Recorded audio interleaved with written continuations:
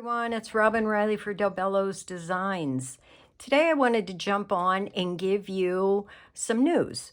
We have a new section of videos coming soon to our YouTube channel. I would love to have you check it out. This new section is going to include junk journaling. And in this section, you will learn how to make junk journals along with ephemera and see some of the tips and tricks that we use to create these journals. So I wanted to show you quickly a journal that I did most recently. And this is a rather small journal. It's not very large. I'm thinking that that's where we need to start. We're going to start small and explain how to build a junk journal. A junk journal literally is made from a lot of scraps. Some people love to use junk mail and all those bits and pieces that you've been saving for years. This is a great way to utilize them. So this little junk journal here, which I'll go through and show you some of the pages, was so much fun to create. Now keep in mind, these are not quick projects. Even though this is small, this took me several hours to complete. I will go into the details as far as what products I used and the supplies that you will need if you want to create something similar to this.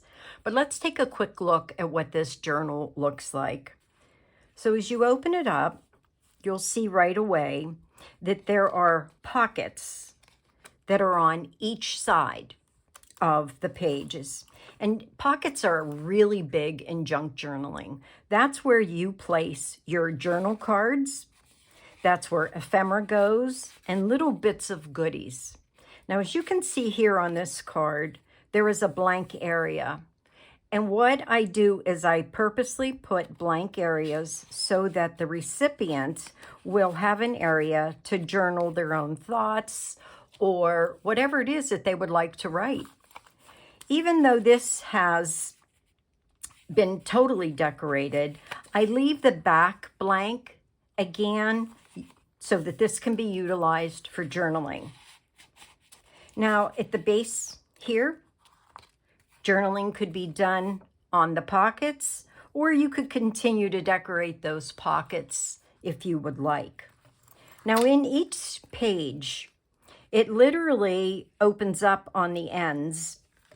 Here, I'll start at the beginning. I'm not going to show you every single one, but I'll show you a little bit. Inside, as you can see, this opens up. Inside is where I place my ephemera. Now, this ephemera was made from a die, actually, but you don't need the die. I'll explain to you how easy this is to make. But this is just a small file folder in which I placed another folder, and inside there is a journaling card. These can be as detailed as you want, but again, we're going to try to keep this as simple as we can for the first go around. Now, again, let me show you this page. Let me pull these out. This page has more spots. There's 1, 2 sides to this.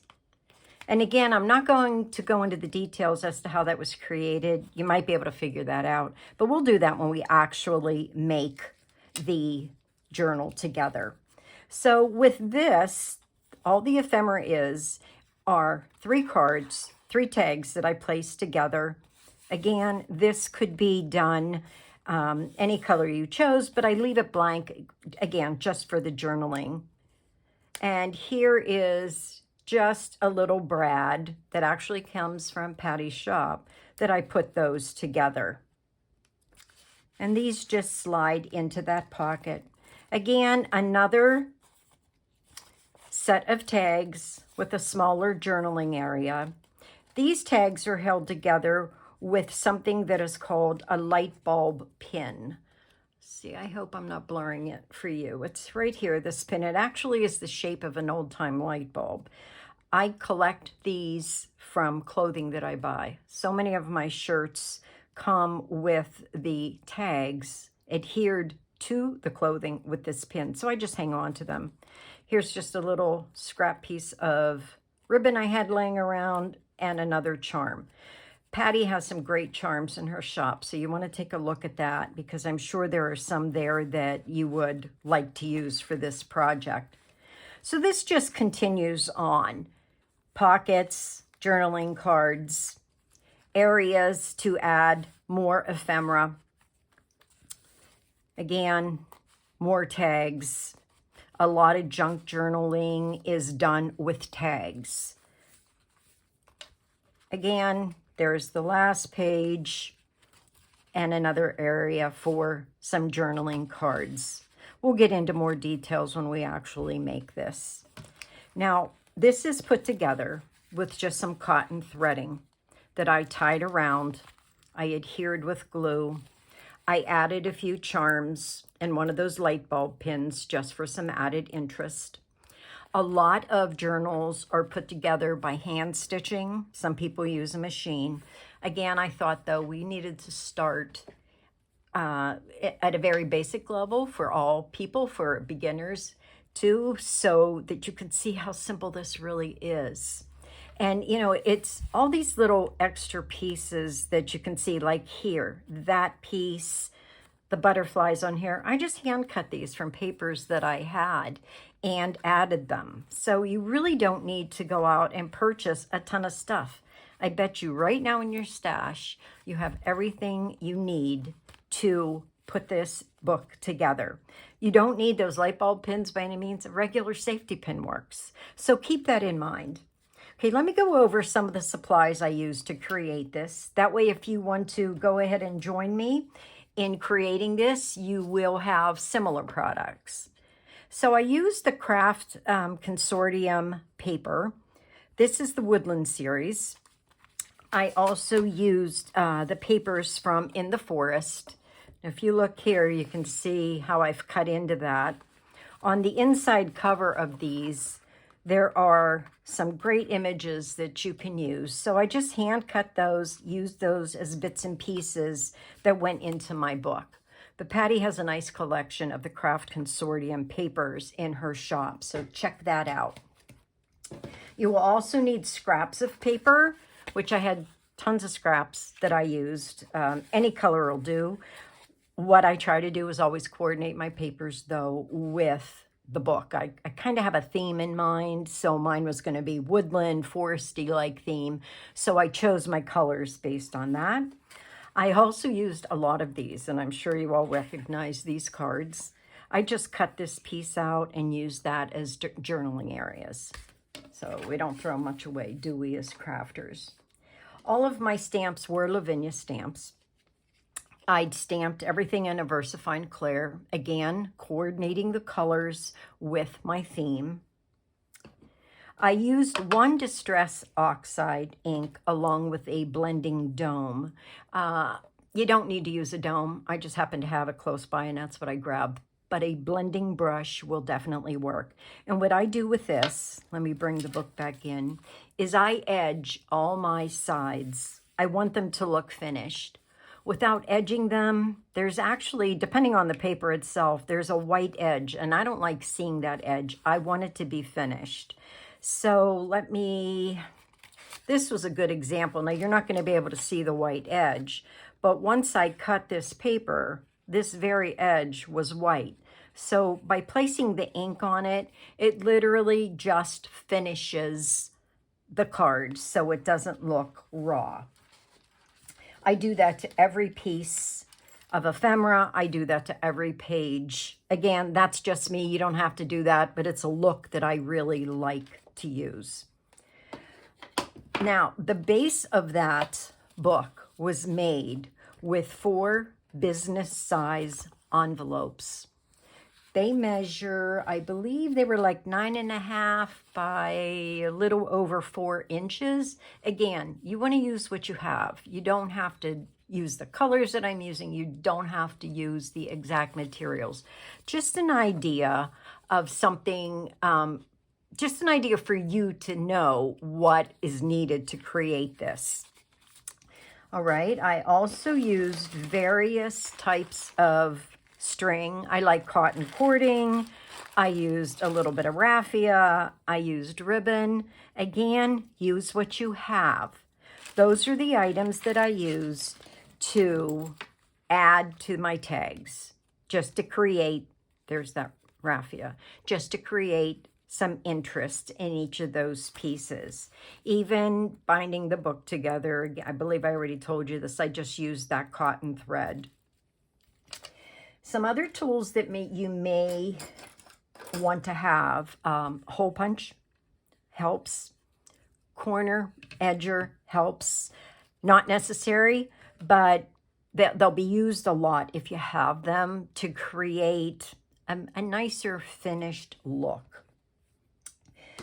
Something that you most definitely need to have are binder clips. Doesn't matter what size they are.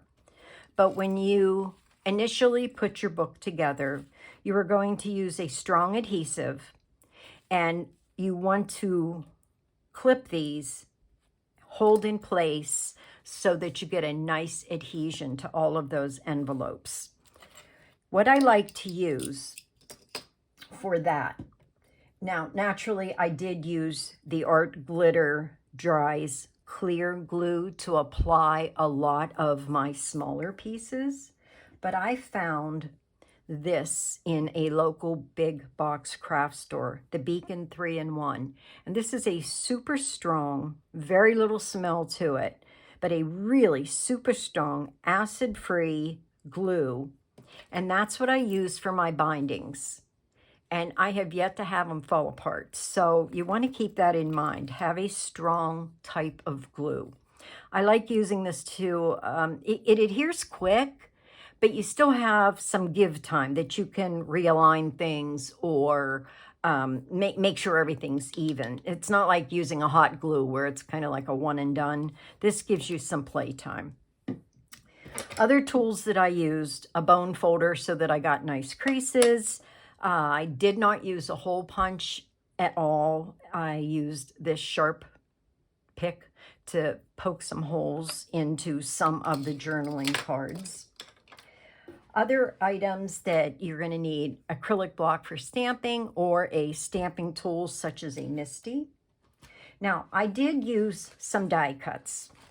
I recently purchased this through Sizzix. That's how the file folders came. But honestly, to be honest, you could make that by hand. It would be a very simple process. And we'll do one together by hand. So you don't need to rush out and get something like this.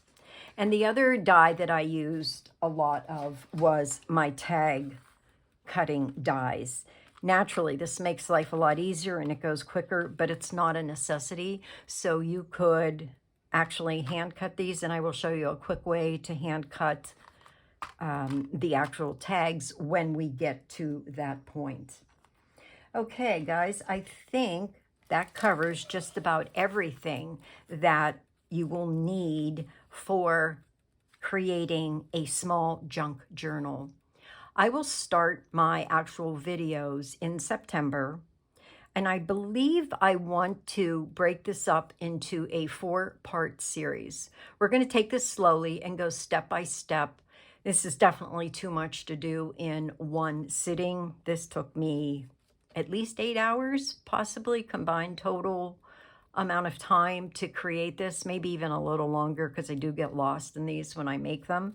But like I said, lots of fun. Very easy for a beginner to learn how to do. So much creativity can go into one of these or so little. Again, it's all up to you. You'll get to decide that. Thanks so much for watching and listening to this. I am really looking forward to creating this junk journal with you.